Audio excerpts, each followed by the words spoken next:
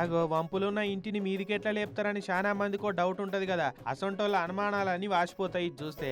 చూడురి బండ్ల tyre puncture అయితే జాకీలు పెట్టి లేపినట్టు ఇంటిని కూడా ఎన్నిగానం జాకీలు పెట్టి లేపిరో. నిర్మల్ టౌన్ లో ఉండే గంగిశెట్టి శ్రీనివాస్ అనేట అయినా అప్పుడెప్పుడో ఇల్లు కట్టుకున్నాడట. ఇక ఆ రోజుల్లో రోడ్డుకి ఎత్తే ఉండే ఇల్లు ఇక రాను రోడ్ వేసే వరకు రోడ్డు ఎత్త అయిపోయింది, ఇల్లు అంపులున్నది. వానాకాలంలో 4 చినుకులు ఎక్కువ పడితే అయిపోయిగా ఇల్లంతా వరదకాలు అవుడేనట.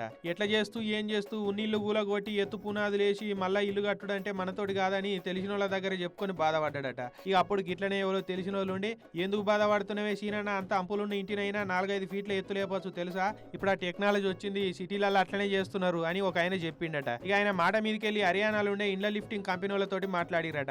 ఇంజనీర్లు వచ్చి ఇంటి గోడలు ఎట్లున్నాయి, పునాది ఎంత బందవస్తున్నది, స్లాబ్ ఎట్లున్నది అని కొలతలు తీసుకొని ఇంటి చుట్టూ పునాది దవ్వి జాకీలు పెట్టి ఇంటిని పైకి లేపిరు. ఇట్లా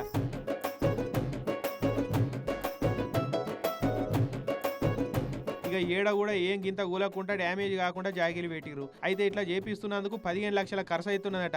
ఎట్లా చూసుకున్నా కొత్తిల్లు కట్టేదానికంటే తక్కువే అనుకొని ఈ పని చేయిస్తున్నామని చెప్తున్నారు. ఈ పని చేయిస్తున్నామని చెప్తున్నారు. అయితే ఇక ఎప్పుడో ఒకసారి టీవీలో కనబడే ఇసొంటి ఇచ్చంతరాలు గల్లీలనే కానొచ్చే వరకు చాలా మంది వచ్చి చూసిపోతున్నారట.